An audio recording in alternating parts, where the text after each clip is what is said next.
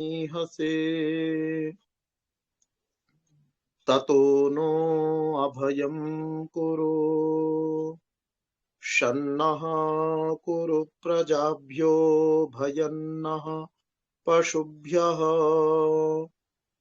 दिक्कालाद्यनवच्छिन्नानन्तचिन्मात्र मूर्तये स्वानुभूत्येकमानाय नमः शान्ताय तेजसे।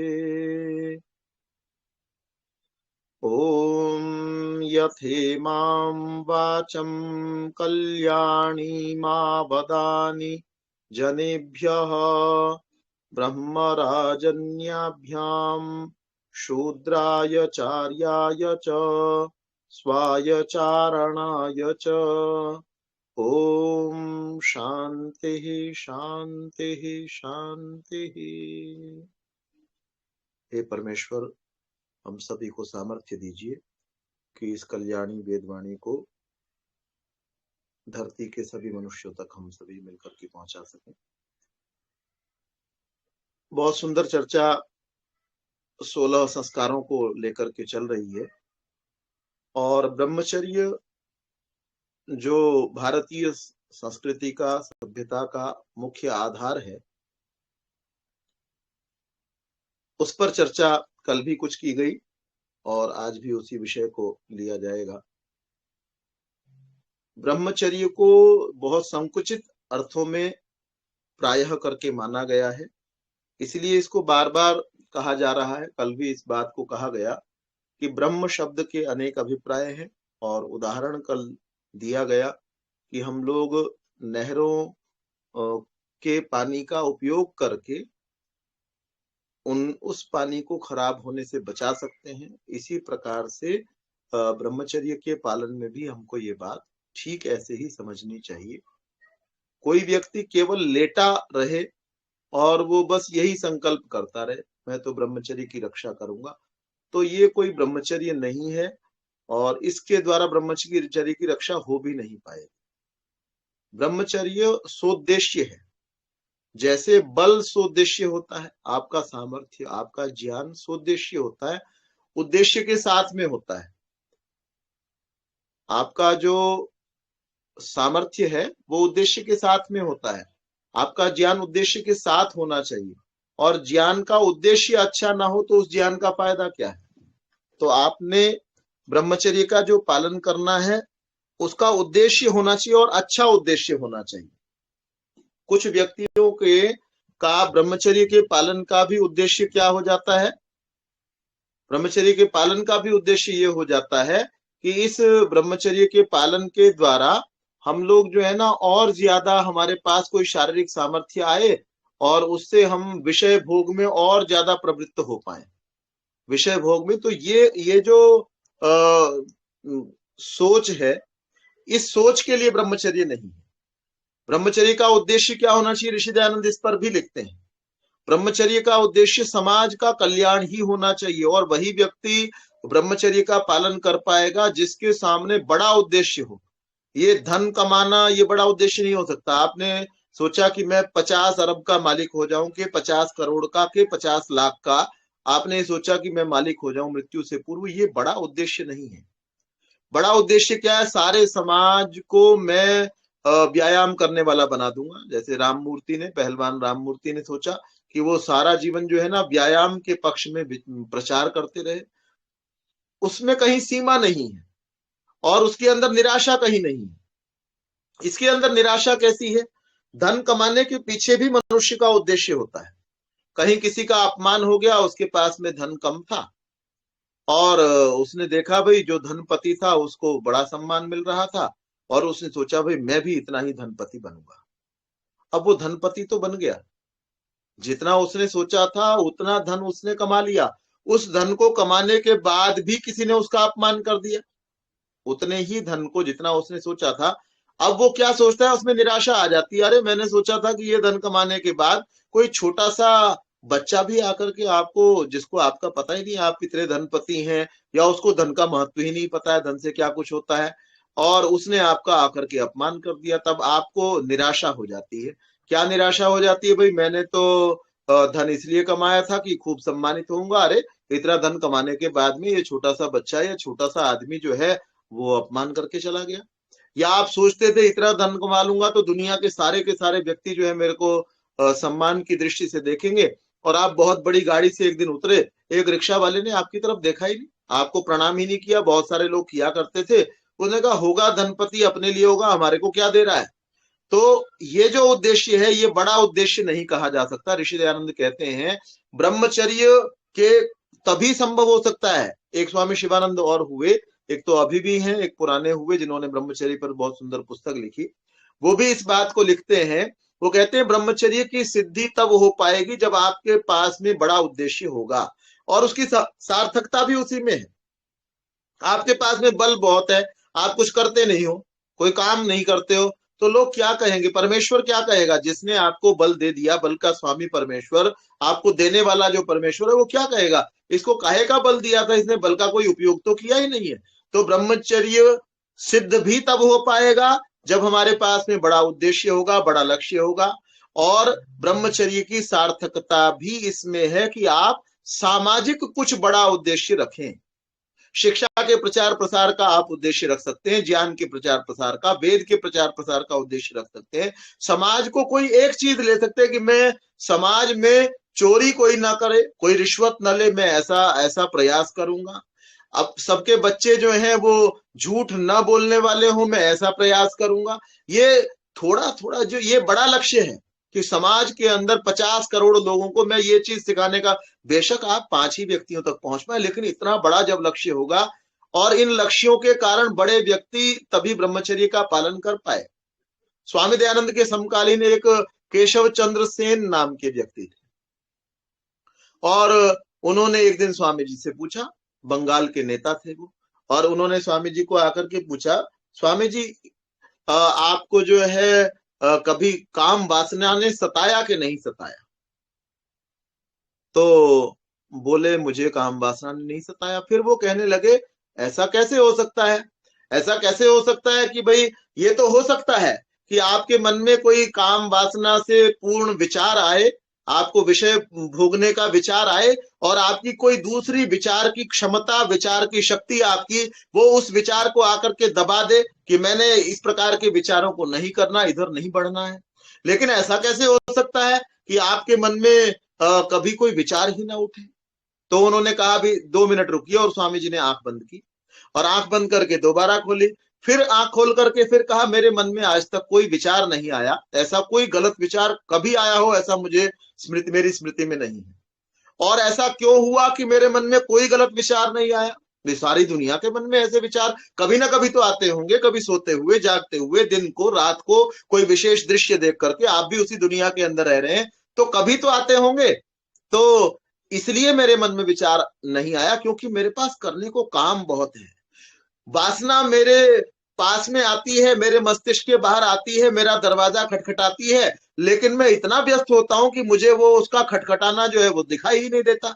जब वो दिखाई नहीं देता तो वो मेरे ऊपर हावी कहां से हो जाएगी?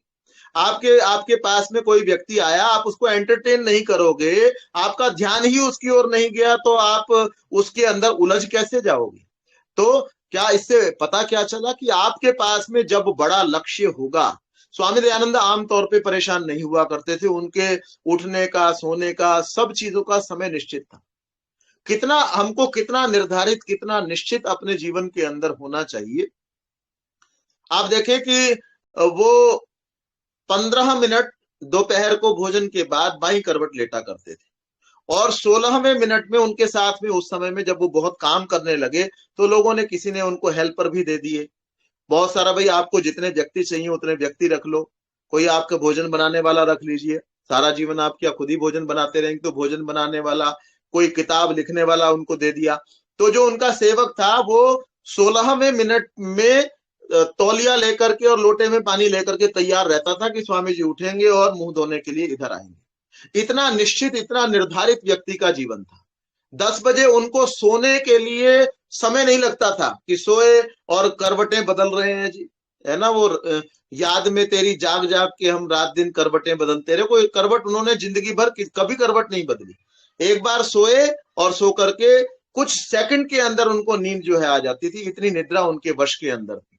तो हर चीज का समय आपका निश्चित होना चाहिए।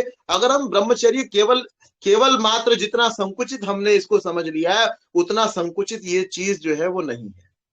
तो और एक दिन वो जो है आमतौर पर प्रातःकाल 3 बजे उठा करते थे। एक दिन 3 बजे से पहले उठ गए, और पहले उठ गए और हाथ पीछे करके और परेशानी की मुद्रा के अंदर घूम रहे थे, टहल रहे थे।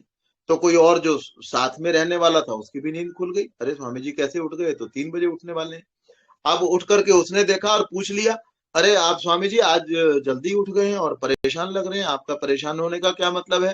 तो वो कहने लगे कि भारत की दशा को देखो, भारत की विधवाओं की दशा को देखो, भारत के अज्ञान को देखो, इनके अंधविश्वासों को देखो, इनके आडंबरों को, इनके पाखंडों को देख देख करके अब मुझे जो है ना इसके कारण से रात्रि में ये ध्यान आया और मेरी नींद जो है वो उचट गई है कि कैसे इसको बिल्कुल सारे को ठीक कर लिया जाए। तो जब इतना बड़ा लक्ष्य दिन रात आपके पास में होगा, आपके सामने होगा, तो हम कैसे कहीं और भटक जाएंगे। तो हमको इस बात का ध्यान करना है कि अपना लक्ष्य बड़ा रखना है। ठीक मार्ग पर व्यक्ति तभी चल पाएगा जब उसके पास में बड़ा लक्ष्य होगा। और अपना परिमार्जन, अपनी मार्जनी, जैसे हम अपने घर के अंदर रोज झाड़ू लगाते हैं, आपको अपने अंतःकरण के अंदर भी रोज झाड़ू लगानी ही होगी। जैसे कचरा अपने आप आ जाता है, वैसे ही मुझे अपने विचारों को सोचना होगा, आज मैंने क्या क्या गलत विचार किया है, क्या क्या गलत शब्द बोला है। आप कुछ गलत करते हैं उसका फल आपको प्राप्त होता है, लेकिन आपके मन में जब कुछ गलत विचार होता है तब तो कुछ गलत करते हैं। गलत करने से पहले आपके मन में वैसा करने का विचार उत्पन्न होता है। तो हमने अपने विचारों पर भी ध्यान करना है कि यन मनसा ध्यायति तद वाचा वदति, यद वाचा वदति तद कर्मणा करोति, यद कर्मणा करोति तदभि संपद्यते। शतपथ ब्राह्मणकार इस बात को कहते हैं कि जो मनुष्य मन से विचार करता है वो वाणी से बोलता है। वो कहते हैं किसी व्यक्ति को जानना हो तो उसको बोलने दो, उसको बोलने दो, क्योंकि व्यक्ति अपनी वाणी के पीछे छुपा हुआ होता है। बहुत बोलता हुआ व्यक्ति अपनी जो वास्तविकता है उसको कभी छुपा नहीं पाएगा। और जो बिल्कुल इसलिए शांत चुपचाप रहता है उसको लोग कहते हैं ये बड़ा जो है ना घुन्ना व्यक्ति है, इसने अंदर बहुत कुछ दबा करके रखा हुआ है, गहरा है ये, अंदर गड़ा हुआ ज्यादा है, बाहर दिखाई कम दे रहा है। तो यन मनसा ध्यायति तद वाचा वदति, आप जो मन से विचार करते हैं, चाहते न चाहते हुए कभी ना कभी वो आपकी वाणी में भी आ जाता है। और यद वाचा वतति तत् कर्मणा करोति, और जो वाणी से आप बोलते रहेंगे एक दिन उसको कर्म से भी करेंगे। और यद कर्मणा करोति तदभि संपद्यते, जो आप कर्म से करेंगे उसका फल जो है आपको प्राप्त हो जाएगा। तो इसीलिए ब्रह्मचर्य के लिए आवश्यक चीज क्या है, ब्रह्मचर्य के पालन के लिए, कि आपने बड़ा लक्ष्य रखना है। एक बड़ी महत्वपूर्ण बात, कोई कहने लगे जी मेरे को तो पता ही नहीं था कि ये ब्रह्मचर्य का पालन करना चाहिए और ये कोई अच्छी चीज होती है ना। किसी को कोई कोई तो ऐसा भाग्यशाली होता है कि उसको 10 वर्ष 12 वर्ष की अवस्था में ब्रह्मचर्य का पता होता है कि मुझे और आपको पालन करना चाहिए। किसी ने उसको बता दिया और उसके साधन बता दिए कि ऐसा ऐसा करोगे तो तुम ब्रह्मचारी रह पाओगे। अपना समय किसी ना किसी अच्छे कार्य के लिए हमेशा निर्धारित करके रखोगे तो तुम ब्रह्मचारी रह पाओगे। और किसी को पता ही नहीं चला, उसको पता ही 28 साल की उम्र में चला, किसी को 58 वर्ष की आयु में ही पता चला। तो अब क्या करें। तो ये चीज भी ऐसी ही है जैसे कोई व्यक्ति ने +2 कर ली और कोई नर्सिंग का कोर्स किसी ने, महिला ने कर लिया या पुरुष भी अगर नर्स होते हैं तो उन्होंने कर लिया। तो वो नर्स का काम करने के लिए, वो कोर्स करने के बाद में ANM का कोर्स या जो भी जहां पर कोर्स होता होगा उसको करने के बाद में भी कुछ ना कुछ इनकम का सोर्स उनका बन जाता है। एक नर्स को भी अपनी दाल रोटी के लिए कुछ ना कुछ पैसे मिलते हैं। फिर अगर वो MBBS हो जाए और कोई सर्जन हो जाए, पढ़ता चला गया और ज्यादा ज्ञान को अर्जित किया और ज्यादा ज्ञान को अर्जित किया तो उसका फल और ज्यादा होता है। लेकिन कम ज्ञान को अर्जित भी किया था, थोड़ी बहुत जानकारी थी, कोई कैंची कहाँ उठा करके रखनी चाहिए, कोई रुई का कैसे प्रयोग करना चाहिए, कोई स्टिचेस कैसे लगाए, छोटी मोटी जानकारी थी, उसको ऑपरेशन करना नहीं भी आता था, फिर भी उसको अपने गुजारे के लिए कुछ ना कुछ आजीविका के साधन उससे प्राप्त होते हैं। ऐसे ही किसी ने बीए कर ली, उसको भी बैंक के अंदर छोटी मोटी कोई नौकरी मिलती है। और अगर कोई एमबीए कर ली किसी ने और योग्य भी बहुत है तो उसको थोड़ी सी और बड़ी नौकरी मिल जाती है। ऐसे ही आपने ब्रह्मचर्य का पूरा समय पालन किया तो बहुत अच्छा है, पूरा समय आपने जीवन भर पालन किया, उसको आजन्म ब्रह्मचारी रहे तो बहुत अच्छा है। लेकिन आप आजन्म ब्रह्मचारी नहीं रह पाए, और यहाँ पर हमारे यहाँ ये कहा गया कि पंचविंशति पर्यंतम ब्रह्मचर्यम समाचरित। अगर आप 25 वर्ष पर्यंत भी ब्रह्मचर्य का पालन करेंगे, बार बार मैं इस बात को कहता हूं कि ब्रह्मचर्य का मतलब परमेश्वर की प्राप्ति का प्रयत्न करना, ब्रह्मचर्य का मतलब ज्ञान की प्राप्ति का प्रयत्न करना, ब्रह्मचर्य का मतलब बल के संरक्षण का प्रयत्न करना। ये तीनों चीजें, ये तीनों काम आपने पंचविंशति पर्यंतम ब्रह्मचर्यम समाचरित 25 वर्ष तक ब्रह्मचर्य का पालन किया तो गुणवान शक्ति संपन्ना, तो व्यक्ति गुणवान हो जाएगा, शक्ति संपन्ना शक्ति से युक्त हो जाएगा, और शतायुस्तु भविष्यति, और उसकी संभावना है कि वो शतायु भी होगा, शतायु भी उसके होने की संभावना है। तो आपने 25 वर्ष ब्रह्मचर्य का पालन किया, या आपको 24 साल में ही जाकर के पता चला, तो जब पता चला, जब जागे तभी सवेरा, जितना जितना आप पालन करेंगे उतना उतना आपको लाभ होगा। और विचार अग्नि का आपके, हमको ऐसा लगता है कि हाथ से मैं कुछ काम करता हूं उसके लिए ताकत चाहिए होती है ना, उसके लिए मैं खाता हूं, उसका उसको उससे हाथ में ताकत आती है, उससे पैर में ताकत आती होगी, या उंगली में ताकत आ रही है। आपके मस्तिष्क को सबसे ज्यादा ऊर्जा की आवश्यकता, हर प्रकार की जो शरीर में ऊर्जा है। आपने ऑक्सीजन के बारे में पढ़ा सुना होगा, कोई आप में से योग शिक्षक भी हैं, तो ऑक्सीजन का सबसे ज्यादा प्रयोग आपका मस्तिष्क करता है। ऑक्सीजन की अगर कमी होगी तो मस्तिष्क के ऊपर इसका सबसे ज्यादा बुरा असर होने वाला है। ऐसे ही आप ब्रह्मचर्य को क्षीण करते रहेंगे, आप ध्यान नहीं देंगे, तो उससे सबसे ज्यादा दुष्प्रभाव आपके मस्तिष्क पर होने वाला है।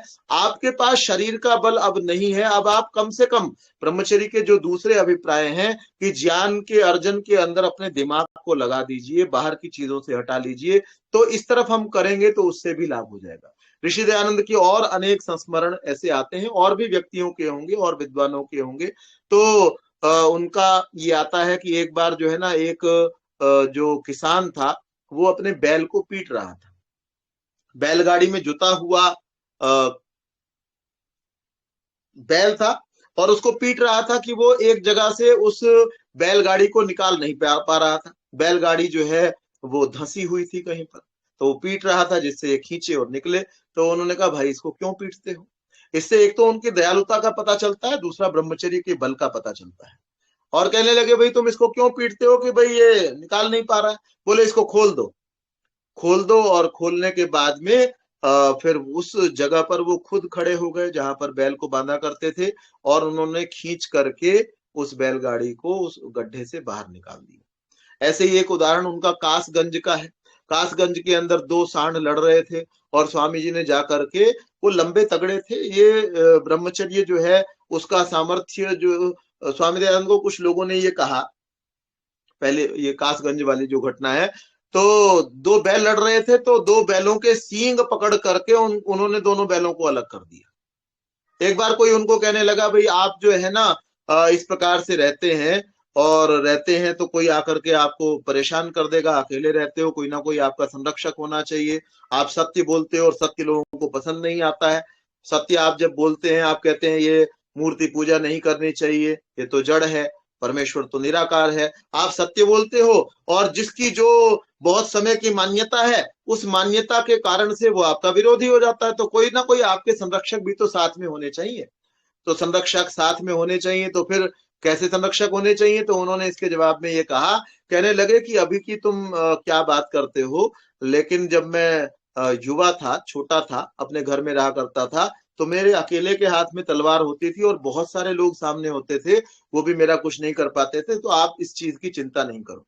ऐसे ही और उनके जीवन की घटना है कि कुछ लोगों को स्वामी दयानंद का कद जो है वो कुछ लोग 7 फुट का बताते हैं, तस्वीर एक आधी कोई सच्ची बताते हैं, और बैठी हुई तस्वीर भी ऐसी लगती है जैसे स्वामी जी खड़े हुए हो। तो 7 फुट के आसपास का कद था, बलशाली बलिष्ठ शरीर था। और कुछ ये जो देवियों को बलि चढ़ाया करते हैं, किसी देवी को बलि चढ़ाने वाले समूह ने उनको देख लिया, और उनके तो दिमाग में ये होता है बिल्कुल हृष्ट पुष्ट, जितना बढ़िया होगा बलि उसकी चढ़ाएंगे तो देवी बहुत खुश हो जाएगी। अब ये देखो, अरे देवी तो दूसरों की रक्षा करने के लिए होती है कि किसी का मांस खाने के लिए होती है? कौन सी देवी जो है, अभी किसी को आप, आपके यहाँ पर किसी महिला को आप देवी जी कहते हो और वो मनुष्य को मार करके खा जाती हो, उसको कोई देवी जी कहेगा क्या? है ना, हम लोग भली महिला को ही तो देवी कहा करते हैं, या कोई मांसाहारी पशुओं का मांस खाने वाले को कोई देवी नहीं कहता। तो ये मनुष्य का मांस चढ़ाने से रोज या हर वर्ष में एक बार चढ़ाने से कौन सी देवी ऐसी खुश होती है? लेकिन लोगों ने न जाने कैसी कैसी प्रथाएं चलाई। अब वो कहने लगे जी, उनके मन में विचार आया, भाई ये जो बड़ा इसके अंदर मांस हृष्ट पुष्ट व्यक्ति है, इसकी बलि चढ़ा देंगे, मजा आ जाएगा, ठीक रहेगा। इसकी बलि चढ़ाते हैं। बलि देवी को तो क्या चढ़ानी थी, उसको भी काट करके खुद ही खा जाते होंगे ये लोग। तो उनको जो है ना, गए उनके पास, अनुनय विनय की, नमस्ते की, आप हमारे साथ में रहिए। और वो शैव लोग थे। पहले ये बड़ा झगड़ा था कि शैव, तुम शिव के उपासक हो। अब जैसे इस समय हिंदू मुसलमान के या और झगड़े चलते हैं, ईसाइयों के चलते हैं, शिया सुन्नी के चलते हैं, तो उस समय में क्या है, हिंदुओं के अंदर अब ऐसा नहीं दिखाई देता, सुनाई इतना नहीं देता। भाई हम कौन है, भाई हम शैव हैं, और तुम कौन हो, भाई तुम वैष्णव हो। तो ये आपस में एक दूसरे से इनकी खींचतान बहुत रहा करती थी। तो वो लोग शैव थे, और शैव जो है उन्होंने उनकी अनुनय विनय की, और स्वामी जी एक दो दिन रहे। देखा, बहुत जगह पर स्वामी जी रहे ज्ञान की प्राप्ति के उद्देश्य से, कि कुछ शायद ज्ञान प्राप्त हो जाएगा। ये कहा भी गया है कि आप बहुत यात्राएं करते हैं तो आपको उससे नॉलेज की प्राप्ति होती है, अलग अलग व्यक्तियों के बीच में रहते हैं, उससे बहुत कुछ आप सीखते हैं। लोक व्यवहार ही सीखते हैं, उसकी भी आवश्यकता है दुनिया में जीने के लिए। तो वो एक दो दिन बाद जाने लगे, तो उन्होंने फिर दोबारा कहा, नहीं जी, अभी थोड़ा हमारा उत्सव है एक दिन का, और उस उत्सव के अंदर आप अवश्य रहिए, उसके बाद आप चले जाइए। तो एक उत्सव का दिन आया, स्वामी जी चल पड़े। जो सरल चित्त वाला व्यक्ति होता है, वो दूसरे व्यक्ति की कुटिलता को जान नहीं पाता, समझ नहीं पाता कि इसके मन में क्या उल्टा सीधा चल रहा है। और योगी भी जो है, योगियों को, ऋषि दयानंद योगी भी थे, वो जिस चीज को जानना चाहेंगे, जहां मन लगाएंगे, उसके बारे में जानकारी प्राप्त होगी। जैसे वो वेद भाष्य कराते हुए कहीं एकांत में जाकर के बैठ जाते, तो जिस वेद मंत्र के विषय में चिंतन करते थे उसी का अर्थ स्पष्ट होता था। अगर सब कुछ ही स्पष्ट हो जाए तो दोबारा क्यों बैठना पड़े? एक बार बैठे और सारे वेद का मंत्रार्थ जो है उनके हृदय में आके विराजमान हो गया, तो दोबारा क्यों जाना पड़े? तो एक बार जाकर के बैठे तो जिस मंत्र के विषय में विचार किया उसके विषय में जानकारी मिल गई, उसके विषय में ईश्वर के द्वारा उनको कुछ प्रेरणा प्राप्त हो गई। और जब दूसरी बार कुछ नहीं समझ में आ रहा था, फिर जाकर के बैठे। तो ऐसे ही जिस चीज को जानने की, और हम जानने की इच्छा कब करेंगे, जब हमको किसी के ऊपर कोई संशय होगा। हम अपने दूसरे काम में लगे हुए हैं तो हमको दूसरा व्यक्ति भी अपने जैसा सीधा ही लगता है। कुटिल व्यक्ति हर व्यक्ति को कुटिल ही सोचता है, सज्जन प्राय करके सज्जन ही सोच लेते हैं। तो वो रुक गए। तो जिस दिन उनका त्योहार था, सभी यात्रा पूर्वक उनको लेकर के गए, और उनका सम्मान तो बड़ा कर ही रहे थे, तो लेकर के गए, और वहां जाकर के देवी के सामने उनको खड़ा किया, और कहने लगे, इनके सामने आप अपना सिर झुकाइए। तो उन्होंने कहा, भाई मैं तो, ये पत्थर की मूर्ति है, इसके सामने मैं तो सिर नहीं झुकाता हूँ। अब वो दूसरे भी कुछ बलिष्ठ थे, उन्होंने क्या किया, स्वामी जी की गर्दन पकड़ करके और देवी के सामने झुकाना चाहा, और दूसरा व्यक्ति तलवार लेकर के दूसरी ओर खड़ा हुआ है। स्वामी जी को उस समय समझ में आया, भाई ये क्या करने लग रहे हैं, और उन्होंने तुरंत, जैसे उनको समझ में आई, उन्होंने उसके हाथ को झटका दिया, और देखा कि ये दरवाजा जो है बंद है, और चारों तरफ की दीवारें ऊंची ऊंची हैं, और दीवार को फांद करके और वहां से चले गए। फिर वो कभी किसी के साथ बातचीत में उसको बता रहे थे कि तब से मैं इन शैवों के ऊपर ज्यादा विश्वास नहीं किया करता, ये लोग ऐसे ऐसे काम भी कर लिया करते हैं।